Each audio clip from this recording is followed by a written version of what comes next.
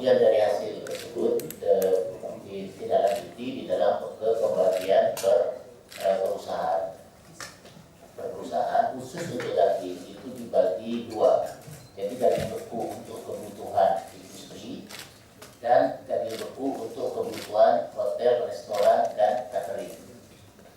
Nah, untuk memenuhi kebutuhan industri itu jenisnya khusus, yaitu jenis daging CL65 atau 85. Kemudian untuk yang mereka itu prime card, secondary card, dan pensiun.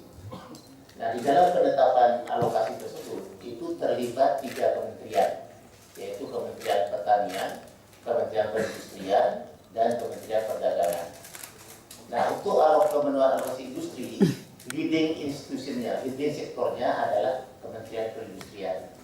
Jadi Kementerian Perindustrian mengundang Kementerian Pertanian, mengundang Kementerian Perdagangan, dan mengundang asosiasi industri olahan, baik usulan besar maupun kecil. Nah, di sana ditetapkan bersama-sama secara transparan dengan mengacu kepada kriteria yang sudah disepakati bersama, baik oleh 3 instansi itu maupun oleh asosiasi. Nah, berdasarkan kriteria tersebutlah kemudian tim terpadu tersebut menyusun perusahaan A dapat berapa, perusahaan B dapat berapa, dan seterusnya.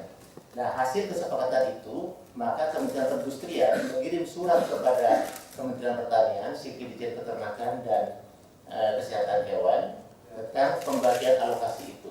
Nah, berdasarkan surat dari Kementerian Perindustrian itulah Kementerian Pertanian atau kami di Direktorat Jenderal Kesehatan Hewan itu menulis mengusulkan surat rekomendasi pemasukan kepada Kementerian Perdagangan melalui Pusat Pelindungan Varietas dan Perizinan Pertanian. Nah, adapun proses untuk memenuhi permintaan mereka itu juga ditetapkan oleh 3 kementerian, yaitu Kementerian Perdagangan, Kementerian Pertanian, dan Kementerian Perindustrian. Nah, Horeca itu hotel, restoran, dan catering. Nah, leading sektornya di sini sudah disepakati adalah Kementerian Perdagangan, yaitu Direktorat Jenderal Perdagangan Luar Negeri.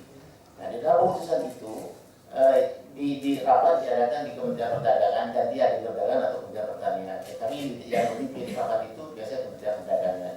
Nah, berdasarkan keputusan bersama itu, maka Dirjen Peternakan dan Kesehatan Hewan juga kemudian menyusun RPP, SRP, jadi surat rekomendasi masukan kepada Kementerian Perdagangan, CQ Direktorat Jenderal Perdagangan Luar Negeri. Kemudian Direktorat Jenderal Perdagangan Luar Negeri membuat surat pemasukan impor untuk direalisasikan itu. Jadi semua proses pengalokasian anggaran itu adalah sangat transparan, dibahas bersama-sama, dan tidak mungkin ada sesuatu yang celah-celah untuk melakukan sesuatu yang tidak kita inginkan. Itulah gambaran proses dari penetapan SRP maupun SPI yang selama 2012 dan 2013 ini terjadi.